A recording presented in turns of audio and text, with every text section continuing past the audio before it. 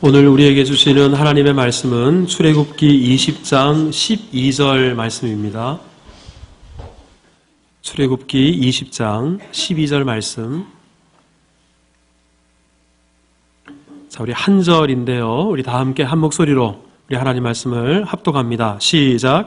내 부모를 공경하라. 그리하면 내 하나님 여호와가 내게 준 땅에서 내 생명이 길리라. 아멘. 자, 저를 한번 따라서 하겠습니다. 내 부모를 공경하라. 네, 오늘 설교 제목입니다. 민족의 명절 추석을 며칠 앞둔 주일입니다. 명절은 우리로 하여금 고향을 생각하게 합니다. 고향이라는 말의 원래 뜻은 내가 태어나고 자란 곳, 이것이 고향이지요. 하지만 요즘 사람들은 단지 내가 태어난 장소를 고향이라고 생각하는 것을 넘어서 나를 낳아주시고 길러주신 부모님이 계신 곳이 곧 고향이 아닌가. 그리고 그 부모님을 찾아뵙는 것이 곧 고향을 찾아가는 것이 아닌가. 이렇게들 생각하게 되었죠. 그래서 명절이 되면 더욱 부모님 생각이 간절합니다. 부모님이 고향에 살아 계셔서 올해도 명절에 부모님 찾아뵐 계획을 세우신 분들은 벌써 우리 부모님 뵐 일을 생각하니까 마음이 설레는 분들도 계실 것이고, 또 부모님을 일찍 여의신 분들은 명절이 되면 더욱 이런 마음 때문에 부모님 생각이 간절해지고 가슴이 먹먹해지죠. 근데 이것은 우리 자식들뿐만 아니라 부모님들도 마찬가지일 겁니다. 부모님들이야 언제나 자식 생각뿐이지만 명절이 되면 더욱 자식에 대한 그리움이 커지는 법이죠. 길이 막히는 것도 다 알고 있고, 고향에 한번 왔다 가는 것이 얼마나 고된 일인지도 부모님들은 다 압니다. 그런데도 자식을 기다려요. 겉으로는 아유 뭔데 고생스럽게 뭘 그렇게 힘들게 오냐, 말씀은 그렇게 하시지만 속마음으로는 그래도 왔으면 좋겠다, 얼굴 한번 보고 싶다, 이런 마음들을 갖고 있는 것이 우리 부모님들의 마음이죠. 자, 이렇게 부모님이 그리워지고 또 생각나는 추석 명절을 앞두고 우리 오늘 제가 주일 오전에 10계명 말씀을 나누고 있는데 제5계명을 이 시간 함께 나누게 되었습니다. 자, 우리 제5계명, 우리 12절을 읽었습니다만 다시 한번 읽어볼까요? 12절 말씀입니다. 시작. 내 부모를 공경하라. 내 하나님 여호와가 내게 준 땅에서 내 생명이 길리라. 여러분, 이 10계명의 5계명 말씀은 오늘 본문 출애굽기 20장에도 기록되어져 있지만 이 말씀이 다른 곳, 성경 다른 곳에도 여러 곳에 기록되어 있습니다. 그런데 우리가 성경을 읽을 때는 어느 한쪽만을 바라볼 것이 아니라 같은 말씀이 기록된 다른 곳 우리 말씀도 함께 살펴보므로 이 말씀의 의미를 더 풍성하게, 더 깊이 우리가 살펴보는 것은 대단히 의미 있고 중요한 일입니다. 그런 의미에서 우리 5계명을 우리 말씀하고 있는 것이 오늘 본문에도 있지만 레위기 19장에도 5계명을 다루고 있고, 또 신약에 와서는 에베소서 6장에도 이 5계명 말씀을 다루고 있어요. 그런데요, 이 말씀을 살펴보면 같은 계명을 다루고 있지만 강조점이 조금씩 달라요. 그래서 이 강조점을 추적하고 말씀을 묵상해보면 이 5계명의 말씀이 더욱 풍성해지는 것을 느끼게 됩니다. 자, 먼저 어떤 강조점이 있는가 보면, 먼저 우리 오늘 출애굽기 20장에 있는 이 말씀은 강조점이 어디에 있는가? 자, 저를 한번 따라서 하겠습니다. 대인 관계에 있어서의 첫 번째 계명. 네, 좀 깁니다만 우리 출애굽기 20장에 있는 5계명은 대인 관계에 있어서 하나님이 주시는 첫 번째 계명이다. 그런 메시지가 담겨 있습니다. 이게 왜 그런가? 우리가 지난주까지 이 10계명 중에 1계명부터 4계명까지를 봤어요.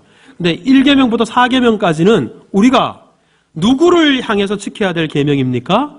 하나님을 향해서 지켜야 될 계명이에요. 그러면 5계명부터 10계명까지는 누구를 향해서 지켜야 될 계명이냐면 사람들을 향해서 지켜야 될 계명입니다. 사람인데 내가 아니고 다른 사람들, 타인들이죠. 그래서 그 타인들을 향해서 대인 관계에 있어서 우리 믿는 사람들이 지켜야 될 그 첫 번째 계명이 뭔가? 그것이 바로 부모를 공경하라라는 겁니다. 이 출애굽기 20장의 5계명은 바로 여기에 강조점이 있습니다. 그러면 레위기 19장에서는 강조점이 어디에 있는가? 자, 우리 레위기 19장 2절 3절 말씀을 한번 읽어볼까요? 같이 읽습니다. 시작.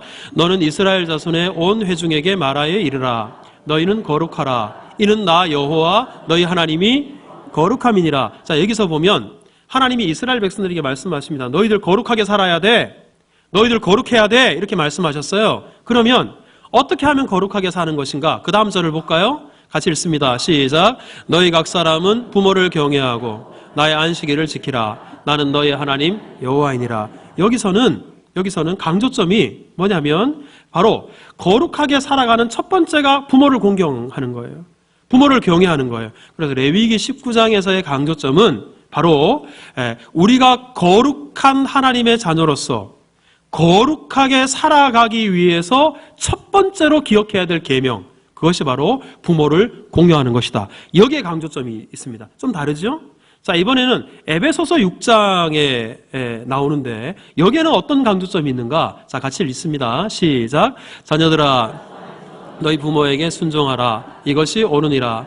내 아버지와 어머니를 공경하라. 이것은 약속이 있는 첫 계명이니 이로써 내가 잘되고 땅에서 장수하라. 여기서 보면 강조점이 보면 부모에게 순종하는 것, 아버지와 어머니를 공경하는 것, 이것은 약속이 있는 첫 계명이다. 약속이 있는 계명이다라는 것입니다. 실제로 출애굽기 20장에서 주신 10가지 계명 중에 그 계명을 지키면 그 계명을 지키는 자에게 이런 복을 주겠다, 이런 은혜를 주겠다라고 말씀하신 계명이 5계명이 유일해요. 5계명만 이 계명을 지킬 때 하나님께서 약속을 주십니다. 그러기에 에베소서에서는 이 5계명이야말로 약속이 있는 첫 번째 계명이다. 강조점이 조금씩 달라요. 첫째는 대인관계에 있어서 지켜야 될 계명이고, 두 번째는 하나님의 자녀로서 거룩하게 살아가야 할 때 첫 번째 계명이고, 세 번째는 약속이 있는 계명이다. 강조점이 있어요. 하지만 이것은 다른 것이 아닙니다. 같은 계명을 말씀하시는 것인데 이렇게 5계명을 다각도로 우리가 살펴볼 수 있고 묵상할 수 있어야 된다라는 말씀인 것이죠. 저는 오늘 이 시간에 이 세 가지 관점에서 이 5계명을 여러분과 함께 말씀을 나누려고 합니다. 자, 우리 먼저 첫 번째로 우리 앞서 했습니다만 다시 한번 따라해 보십시오. 대인 관계에 있어서 첫 계명. 바로 5계명은 대인 관계에 있어서의 첫 계명입니다. 여러분, 우리가 보통 10계명을 생각할 때 이 10계명을 둘로 나눕니다. 보통 그렇죠. 10계명을 둘로 나누는 이유는 하나님께서 시내산에서 모세에게 10계명을 주실 때 이 10계명을 둘로 나누어서 주셨어요. 이게 무슨 말인가? 자, 출애굽기 32장 15절 말씀을 보면, 자, 같이 읽습니다. 시작. 모세가 돌이켜 산에서 내려오는데 두 증거판이 그의 손에 있고 그 이쪽 저쪽에 글자가 있으니. 자, 하나님이 십계명 말씀을 주셨는데 하나님이 직접 새겨져 주셨어요. 그런데요, 돌판 하나에다가 새겨주신 것이 아니고 돌판 몇 개? 2개. 두 증거판에 그 양면에다가 하나님께서 말씀을 새겨서 모세에게 주셨어요. 그 십계명이 둘로 나눠진다는 거예요. 또 예수님께서도 복음서에 십계명에 대해서 말씀하실 때 십계명이 둘로 나누어진다고 예수님도 인정하셨어요. 이게 무슨 말인가? 누가복음 10장 26절 이하를 보면 예수님이 우리 어떤 사람과 대화를 나눕니다. 자, 우리 같이 한번 읽어보십시다. 시작. 예수께서 이르시되 율법에 무엇이라 기록되었으며 내가 어떻게 읽느냐? 대답하여 이르되 내 마음을 다하며 목숨을 다하며 힘을 다하며 뜻을 다하여 주 너의 하나님을 사랑하고 또한 내 이웃을 내 자신과 같이 사랑하라 하였나이다. 예수께서 이르시되 내 대답이 옳도다. 자, 예수님이 질문하셨어요. 율법에 무엇이라 기록되었는가? 그랬더니 이것은 예수님이 십계명을 질문하는 거예요. 그랬더니 이 사람이 예수님, 십계명은 둘로 나눠지는데 하나는 하나님 사랑, 하나는 누구를 사랑해요? 이웃을 사랑하라. 둘입니다. 이렇게 대답을 했어요. 그랬더니 맨 밑에 줄을 보십시오. 예수께서 이르시되 내 말이 뭐예요? 옳도다. 이 사람이 십계명을 둘로 나눴는데 이것을 예수님께서 인정하신 거예요. 옳다고 말씀하신 거예요. 그러니 십계명은 하나님 사랑, 이웃 사랑, 하나님 사랑, 타인을 사랑하는 것, 이 둘로 나눠진다. 이것을 알 수 있습니다. 자, 그러면 이렇게 십계명이 둘로 나눠지는데 여러분들은 십계명 돌판 두 개가 있는데 첫 번째 돌판에는 몇 번째 계명부터 몇 번째 계명까지가 기록되어 있다고 생각하십니까? 여러분들 어떻게 생각하세요? 근데 성경을 찾아보면 돌판 둘을 주셨다는 말씀은 있지만 그 돌판 각각에 계명이 어떤 순서로 또 어떤 계명들이 담겨져 있는가에 대해서는 말씀하고 있지 않아요. 그래서 이 말씀이 어떻게 담겨져 있는가에 따라서 두 가지 견해가 있어요. 전통적인 견해는 첫 번째 돌판에 1계명부터 4계명까지 말씀이 기록되어져 있다. 이렇게 전통적으로는 생각을 합니다. 왜냐 그러면 십계명을 앞서 둘로 나누면 먼저는 하나님 사랑, 이웃 사랑 이렇게 나눠지잖아요. 근데 하나님을 사랑하라라는 계명이 1계명부터 몇 번째 계명까지예요? 4계명까지예요. 그래서 첫 번째 계명에는 하나님 사랑하라는 그 계명이 첫 번째 돌판에 기록되어져 있을 것이다. 그리고 두 번째 돌판에 이웃을 사랑하고 사람을 사랑하는 계명이 담겨져 있을 것이니 5계명부터 10계명까지가 두 번째 돌판에 기록되어져 있지 않을까? 이게 전통적인 해석이에요. 그런데 또 다른 견해가 있어요. 또 다른 견해가 뭐냐면 돌판이 둘 있는데 이 돌판에 첫 번째 돌판에는 1계명부터 5계명까지가 담겨져 있고 두 번째 돌판이 6계명부터 10계명까지 그렇게 담겨져 있다. 이렇게 해석하는 견해입니다. 그런데 왜 이렇게 해석하는가? 거기에는 이유가 있어요. 종교개혁가 칼빈이 이런 말을 했습니다. 제5계명 내 부모를 공경하라라는 이 계명은 하나님의 대리자를 공경하라는 말씀이다. 부모는 하나님의 대리자이다. 그러므로 하나님을 공경하고 경외하듯 그의 대리자에게도 그렇게 해야 한다. 종교개혁가 칼빈이 그렇게 말을 했습니다. 이것은 부모를 공경하는 것은 단순히 부모도 사람이니까 부모도 이웃이니까 사람을 대하고 사람을 공경하는 것을 넘어서 부모 공경만큼은 마치 하나님을 공경하는 것과 다를 바가 없다. 이렇게 말한 거예요. 이렇게 말한 겁니다. 여러분 실제로 이 부모를 공경하라고 할 때 이 공경이라는 말 제가 언제 한번 여러분에게 말씀드린 적이 있습니다만 히브리어로 카바드라는 단어가 사용됐어요. 근데 이 카바드라는 단어가 무겁다라는 뜻인데 그런데요. 이 부모를 공경하라고 할 때 이 단어가 하나님을 공경하고 경외하라 할 때도 똑같은 단어가 쓰여집니다. 여러분 이건 대단히 중요해요. 자, 잠언 3장 9절에 보면 이런 말씀이 있어요. 자, 같이 한번 읽어보겠습니다. 시작. 내 재물과 처음 익은 열매로 여호와를 그럼 이 단어가 부모를 공경하는 단어와 똑같아요. 하나님을 공경하듯 부모를 공경하라. 이런 말이 이 말 속에 담겨져 있죠. 시편 22편 23절에도 이런 말씀이 있습니다. 같이 읽습니다. 시작. 여호와를 그에게 영광을 돌릴지어다. 근데 여러분 여기서 하나님께 영광을 돌릴지어다 그랬는데 이 영광을 돌릴지어다 원어가 바로 뭐냐면 오늘 본문에 공경하라라고 말씀하시는 이 카바드 이 단어가 이 구절에도 쓰였어요. 그러니 성경은 하나님을 경외하고 하나님께 영광을 돌릴 때 쓰는 그 단어를 부모를 공경하고 부모를 경외하라고 말씀하실 때도 동일한 단어 똑같은 단어를 사용하셨다라는 것입니다. 그만큼 성경은 부모 공경을 마치 하나님을 공경하듯 해야 된다. 이것을 말씀하고 있는 것입니다. 그러기에 우리 이런 관점에서 하나님께서 10계명 돌판을 둘 주실 때 첫 번째 돌판 안에 1계명부터 5계명을 넣으셔서 부모 공경하는 것은 분명히 이웃을 사랑하는 것이지만 이것은 단순히 이웃, 타인이 아니라 마치 부모를 공경하듯 우리 하나님을 섬겨야 된다. 그래서 첫 번째 계명 돌판에 이 5계명이 들어있을 것이다. 이렇게 주장하는 것입니다. 자, 여러분들은 어떤 견해가 좋습니까? 첫 번째 돌판에 1부터 4까지 아니면 첫 번째 돌판에 1부터 5까지. 근데 여러분 저는 이것 때문에 논쟁할 필요가 없다고 생각해요. 이것 때문에 싸울 필요가 없다고 생각해요. 1계명부터 4계명까지가 첫 번째 돌판에 기록되었다 하더라도 타인을 사랑하는 것에 가장 먼저 나오는 계명이 뭐냐? 부모 공경하는 거예요. 이거는 부모 공경하는 것이 그만큼 중요하다는 거예요. 또 첫 번째 돌판에 맨 마지막에 기록되어져 있다 하더라도 부모 공경하는 것은 마치 하나님을 공경하듯 해야 되는, 그 어떤 타인을 향한 계명보다도 무겁고 중요하고 가장 되어져야 되는 그런 계명이다. 부모 공경을 중요하고 의미 있고 귀하게 말씀하고 있다는 데는 똑같은 거예요. 예. 여러분, 그만큼 성경에서는 부모 공경을 중요하게 생각하고 있다는 것입니다. 여러분, 우리 사회가 갈수록 핵가족화 되어가고 있습니다. 그런데 여러분, 핵가족화의 특징이 무엇인지 아십니까? 예, 핵가족화는 자식들이 점점 적어져요. 만이나 둘이고요. 저처럼 셋 낳는 가정 드물어요. 예, 그리고 하나, 그마저도 안 낳으려고 하는 그런 게 우리 세태입니다. 그런데 이렇다 보니까 자식들이 숫자가 적어서 옛날에는 10명 뭐 이렇게 될 때는 그 부모님의 사랑이 그 자식들한테 골고루 가야 되잖아요.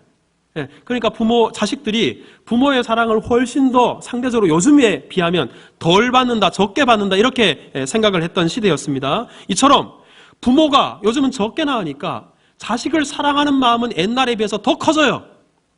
한 아이에게 쏟는 애정은 더 큽니다. 그런데 상대적으로 이런 놀라운 사랑, 엄청난 사랑, 대단히 큰 사랑을 받는 자식이 부모를 사랑하는 마음은 점점 메말라가고 있는 시대를 우리가 살고 있어요. 이런 때일수록 우리 믿는 사람들이 어떤 것보다도 하나님을 사랑하고 하나님을 경외하고 이것을 가장 우선순위에 놓고, 심지어는 부모를 공경하는 것이야말로 하나님을 공경하는 것과 다를 바 없다. 이 말씀을 주신 의미를 생각하고 그렇게 우리가 부모님을 공경할 수 있다면 그것이야말로 정말 하나님을 기쁘시게 해드리는 일이 아니겠습니까? 제가 예전에 섬겼던 우리 충현교회 설립자이셨던 고 김상인 목사님께서 결혼 주례를 할 때마다 다른 말은 조금씩 바꿔도 절대로 바꾸지 않는 말씀이 하나가 있었어요. 그게 뭐냐면, 여러분들 이제 하나님께 예배 드리면서 오늘 이 가정이 시작하니까 이 가정은 무엇보다 하나님을 잘 섬기는 가정이 되어야 됩니다. 그래서 하나님께 11조 잘 드려야 됩니다. 그런데 하나님께만 11조 잘 드리면 안 됩니다. 부모님에게도 11조 잘 드려야 됩니다. 예, 그러면 부모님께 11조를 드릴 때 본가에 11조, 또 처가에 11조, 그러면 10에 3조를 드려야 됩니까? 예, 그렇게 하면 너무 빠듯해지니까 11조를 우리 양쪽에 나누어서 하나님 섬기는 마음으로 부모님에게 그렇게 섬길 수 있어야 됩니다. 꼭 빼놓지 않고 그렇게 이야기를 했어요. 하나님 섬기는 마음으로 부모님을 섬기라, 그렇게 말씀하는 것이죠. 여러분, 우리가 참 여러 가지 힘든 시대 속에 그대로 살아갈 수는 없더라도 그 마음 하나는 변하지 말아야 되겠죠. 하나님께서 대인관계에 있어서 첫 번째로 주신 계명, 그것이 바로 부모를 공경하라. 어떤 계명보다도 앞세운 계명, 그것이 바로 부모를 공경하라라는 이 계명인 줄 알고 이 추석 명절에 더욱 부모를 공경하는 이 말씀에 순종하며 살겠습니다. 결단하는 우리 모두가 될 수 있기를 주님의 이름으로 축복합니다. 두 번째, 5계명은 어떤 의미가 있는가? 자, 저를 한번 따라서 합니다. 거룩한 삶을 위한 첫 계명입니다. 여러분, 이 거룩한 삶을 위한 첫 계명인데 왜 거룩하게 살아야 되는가? 레위기 11장 45절에 보면 하나님께서 이스라엘 백성들을 애굽 땅에서 출애굽시켜 주신 이유, 구속하신 이유에 대해서 말씀합니다. 자, 우리 같이 한번 읽어봅시다. 시작. 나는 너희의 하나님이 되려고 너희를 애굽 땅에서 인도하여 낸 여호와라. 내가 거룩하니 너희도 거룩할지어다. 여러분, 하나님이 이스라엘 백성들을 왜 구원하셨는가? 왜 애굽 땅에서 출애굽시켜 주셨는가? 그 이유는 하나님께서 이스라엘의 하나님이 되시려고 그렇게 하셨다는 거예요. 근데 여러분, 이제 하나님은 이스라엘의 하나님이 되셨어요. 이스라엘은 하나님의 백성이 되었어요. 그런데 이제 하나님의 백성이 되고 하나님의 자녀가 된 이스라엘 백성들에게 하나님께서 요구하시는 것이 한 가지가 있어요. 그것이 바로 뭐냐면, 내가 거룩하니까 너희도 거룩해야 된다. 내가 거룩하니 너희도 거룩해야 된다. 바로 이 거룩의 사명, 이것을 하나님께서 그 자녀들에게, 백성들에게 명령하셨어요. 여기서 우리는 중요한 질문을 던져야 됩니다. 그러면 어떻게 이 거룩의 사명을 감당할까? 어떻게 우리가 구원받은 자로서 하나님이 거룩하시니 우리 또한 거룩하게 살아갈 것인가? 그것에 대해서 주시는 말씀이 바로 우리 앞서 말씀드린 레위기 19장 말씀입니다. 자, 어떻게 거룩하게 살아야 될까요? 레위기 19장 2절 3절 말씀인데, 자, 다시 한번 읽습니다. 시작. 너는 이스라엘 자손의 온 회중에게 말하여 이르라. 너희는 거룩하라. 이는 나 여호와 너희 하나님이 거룩함이니라.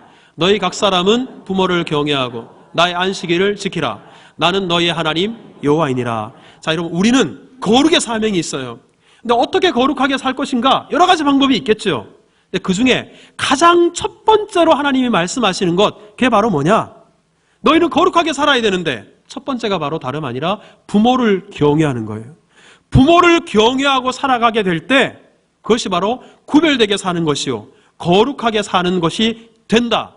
하나님께서 이렇게 말씀하셨습니다. 근데 여러분, 여기 부모를 경외하고 그 다음에 하시는 말씀 보십시오. 부모를 경외하고 그 다음에 뭐를 지키라 그랬어요? 안식일을 지켜라 그랬어요. 지난주에 우리가 안식일에 대해서 말씀을 나눴습니다. 근데 여러분 기억하실 겁니다. 안식일을 지키는 것은 곧 구별되게 사는 것이고, 안식일을 거룩하게 지키는 것은 다르게 사는 것이다. 이렇게 말씀 주셨어요. 그럼 이스라엘 민족들이 가나안 땅에 들어가서 이방인들, 하나님을 섬기지 않는 사람들은 안식일날 다 일해요. 안식일날 다 노동합니다. 하지만 하나님을 섬기는 이스라엘 백성들은 안식일이 되면 집 밖에 나가지 않아요. 안식일이 되면 일하지 않아요. 이것만 봐도 이방인들과 하나님의 백성들이 어떻게 해요? 구별됐어요. 예, 다르게 사는 사람들이 되었어요. 안식일날 이스라엘 백성들은 집 밖으로 나가도 어디를 가냐면 성전에 가요. 예배드리기 위해서 성전에 갑니다. 그러니 안식일을 잘 지키는 것만 해도 거룩하게 사는 게 되고 구별되게 사는 게 되었어요. 근데 이것은 이해가 돼요. 근데 하나님께서는 이 안식일을 통해서 거룩하고 구별되게 사는 것 앞서서 무엇을 이야기하셨냐면 부모님을 잘 공경하고 사는 것, 이것이 바로 구별되게 사는 것, 다르게 사는 것, 거룩하게 사는 것이 된다. 그러니 여러분, 이 하나님께서 얼마나 부모 공경하는 것을 중요하게 생각하시는가라는 것입니다. 여러분, 제가 앞서 이 10계명이 사랑의 계명이다 이렇게 말씀을 드렸는데, 자, 저를 한번 따라서 합시다. 10계명은 예배를 위한 계명입니다. 여러분, 이 10계명을 예배의 관점으로 해석해야 돼요. 왜 예배의 관점으로 해석해야 되는가? 자, 여러분 10계명을 보시면 먼저 1계명부터 4계명까지는 우리가 하나님을 어떻게 예배할 것인가 이 말씀이에요.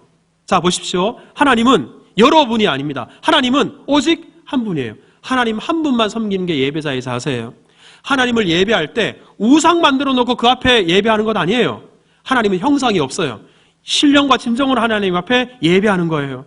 하나님 예배할 때 그 이름을 망령되이 일컬으면서 예배할 수 없어요. 그 이름을 경외할 수 있어야 돼요. 하나님을 예배할 때 하나님의 말씀에 순종하면서 안식일날 구별하여 하나님 앞에 영광을 돌려야 되는 거예요. 그러니 1계명부터 4계명까지는 하나님을 어떻게 예배할 것인가 이거예요. 그런데 여러분, 자, 이렇게 하나님을 어떻게 예배할 것인가, 하나님을 예배한 사람들은 어떻게 돼야 되는가?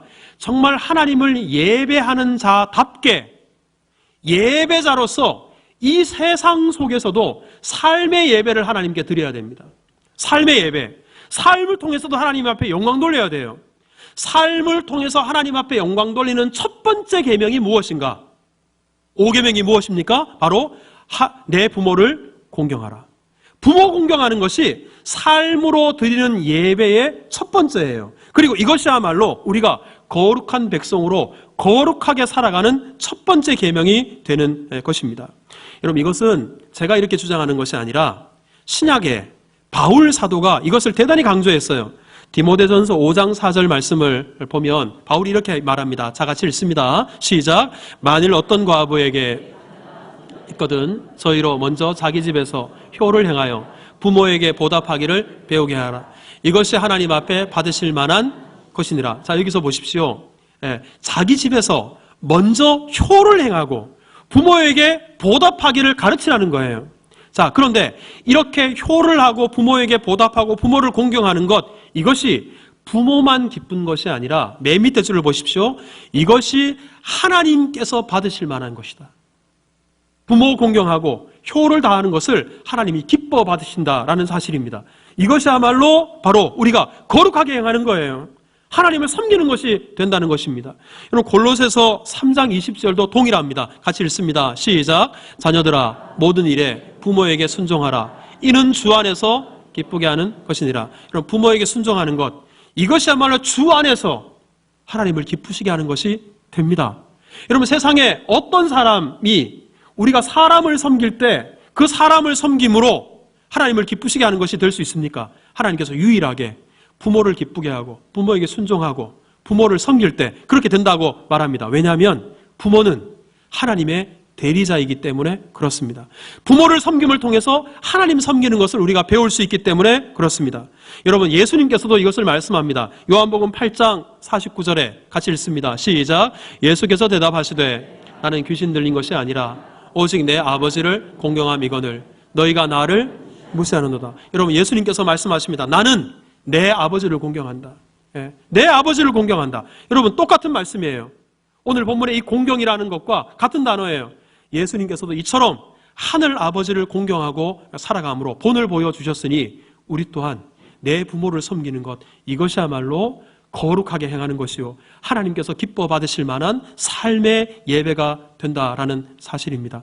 여러분 이번 추석 명절에 우리 부모님에게 잘하고 또 우리 부모님을 공경하는 그것이 하나님을 섬기는 것이요 하나님을 예배하는 것이다. 이것을 기억하고 우리 부모님을 공경함으로 하나님을 섬기는, 부모님을 공경함으로 거룩하게 행하는 우리가 다 될 수 있기를 주님의 이름으로 축복합니다. 자, 우리 세 번째는 자서를 한번 따라합니다. 약속 있는 첫 계명입니다.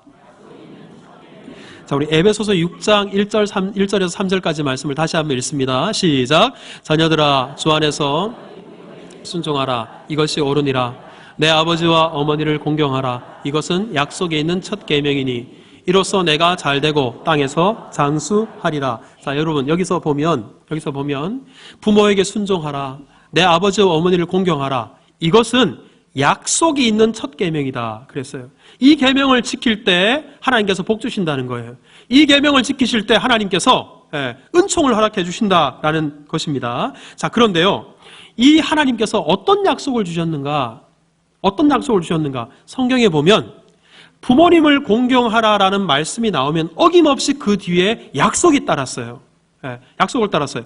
에베소서에서도 이렇게 약속을 주셨는데, 그런데 여러분 어떤 약속인가? 맨 밑에 보십시오. 맨 밑에 줄. 약속 있는 첫 계명이니 이로써, 즉 이로써라는 말은 부모를 공경하게 될 때 이 말이에요. 부모를 공경하게 될 때, 자, 내가부터 같이 읽습니다. 시작. 내가 잘되고 땅에서 장수하리라. 내가 잘되고 장수하게 될 것이다. 자, 이것은 출애굽기 20장도 마찬가지예요. 자, 여러분 오늘 본문을 한번 보십시오. 본문 출애굽기 20장 12절을 다시 한번 보시면 내 부모를 공경하라. 그리하면 그랬어요.